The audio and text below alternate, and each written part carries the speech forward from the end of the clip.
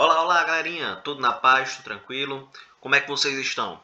Hoje nós vamos trazer um pouco mais aí de história do Brasil colonial. Hoje nós vamos nos dedicar a falar dos movimentos sociais nesse período colonial, um período que vai de 1500 até 1822. Aqui é o professor Gerson Fernandes e se liga aqui. Vamos lá.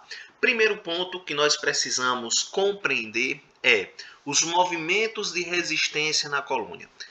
E para isso eu quero que vocês prestem bastante atenção, porque os movimentos sociais, né, apesar do movimento de resistência ser um movimento social, mas o que geralmente se coloca como um movimento social são aqueles de caráter popular, né? E a resistência, o movimento de resistência na colônia, ela está para a ação, né, no caso dos indígenas, a resistência indígena ao processo colonizador e a resistência escrava, nos seus mais variados sentidos. Tá? Dentro da revolta, né, das resistências aí escravas, nós temos aí a mais comum, que é exatamente os quilombos. Professor, tem mais? Tem. Eles resistiam de várias formas, tanto culturalmente, ao momento que preservavam, tentavam preservar a sua identidade cultural. Lembrando que esses povos escravos eram povos vindos, né, da África, de vários lugares da África, que eram misturados ali nos navios negreiros para não ter, na realidade, ali um contato entre eles, né? Não haver a mesma transmissão de língua e eles pudessem elaborar aí um motim e tudo mais, né? Mas cada pessoa vinha trazendo a sua cultura, a sua identidade cultural, a sua bagagem cultural, e a partir daí elas, né, necessariamente estavam lá juntas e acabavam se misturando, né? E esse movimento também, né, até mesmo assim, de lá nas senzalas, né, procurar cultuar, deixava também os senhores um pouco temerosos. Eu vou reservar uma aula específica para falarmos dessas questões aí, tá? Mas vamos adiante. No campo da resistência nativa, nós temos a chamada Guerra dos Aimorés, tá? Que ela aconteceu ali na região sudeste, né? Pegando aí o sul da Bahia e o Espírito Santo, né? E foi um movimento de resistência indígena, né? Olha aí o período dela, ela pega aí de 1555 a 1673. Obviamente que no final temos aí a vitória dos portugueses, mas a Guerra dos Aimorés foi um dos primeiros e muito importantes movimentos de resistência indígena, né, contra a escravidão. E esses movimentos de resistência indígena eles acabam colaborando, né, corroborando aí para a ideia do índio, do índio como selvagem, reforçando a ideia da catequese, e também até a visão, a concepção de Brasil que os europeus nutriam. Beleza? Mas vamos aqui. Tá? E um dado interessante, né, que em 1558 os indígenas eles venceram uma das batalhas que compõem aí a chamada Guerra dos Aimorés, né, matando aí o bandeirante Fernão de Sá, filho do então governador-geral do Brasil, Mendes Sá. Isso acabou fazendo com que os portugueses agissem de uma forma severa. É importante também salientar que essas guerras de resistência, esses movimentos de resistência no Brasil colonial, vão acabar empurrando populações indígenas, né, para o interior. Os primeiros embates, né, entre o colonizador e o colonizado, né, no caso o nativo brasileiro, o aborígene do Brasil, tá? Então cuidado também nesses termos, né, aborígene, autóctone, tá? Eles podem aparecer aí, né? E tudo quer dizer natural, são naturais da terra. Então, essa guerra dos colonizadores contra os naturais da terra vão acabar empurrando nações indígenas para o interior do país, tá? Tanto é que se você pegar um mapa, eu trouxe mais à frente aí um mapa das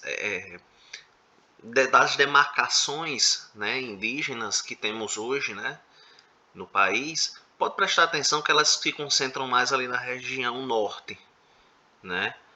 A maior concentração delas, lógico, temos tribos ainda, né, aqui no Nordeste, aqui na Paraíba mesmo nós temos, Ceará, enfim, mas uma grande massa está lá no norte. Por quê? Porque essas populações elas foram empurradas à medida que o processo colonizador ia.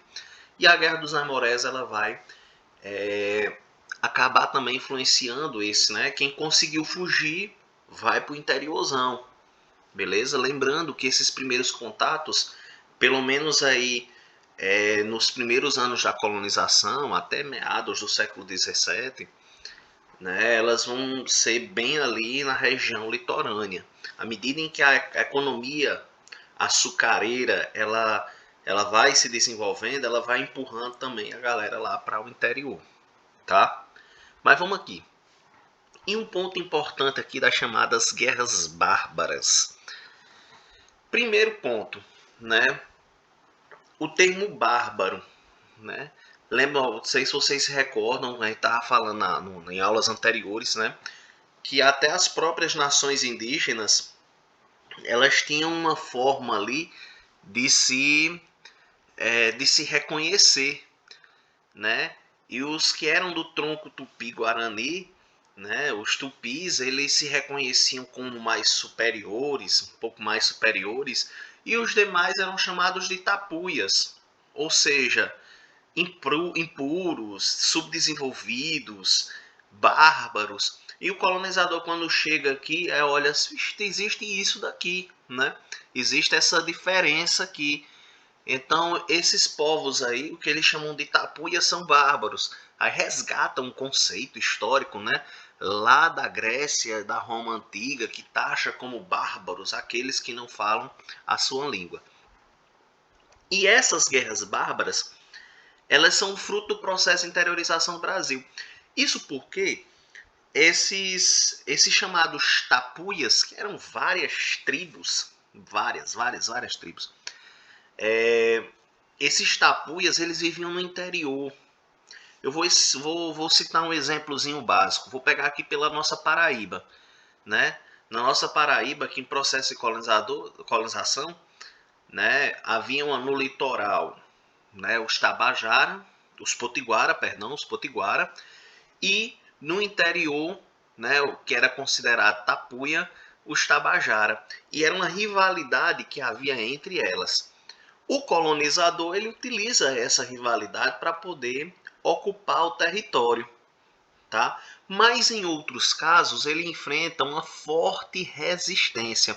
É o caso aí da Confederação dos Cariris. Ficou conhecido como Confederação dos Cariris. Isso porque ele ele vai englobar, na realidade, várias tribos, né? Não somente cariris, mas que habitavam ali no Nordeste, no interior do Nordeste, e que tinham o objetivo de expulsar os portugueses, né? E resistir à escravidão, tá? O epicentro dessa confederação, dessas batalhas, dessas chamadas guerras bárbaras, foi o Ceará. Mas também tivemos aí participação, relatos de resistência no Pernambuco, no Rio Grande do Norte, aqui na Paraíba, no Piauí, tá? E o desfecho disso tudo aí foi um extermínio aí em massa, tá? Eles pegavam mesmo e botavam para matar. Quem fosse contrário à colonização, eles literalmente matavam, né? Ou quando conseguiam prender, eles utilizavam como mão de obra escrava, que era um grande objetivo.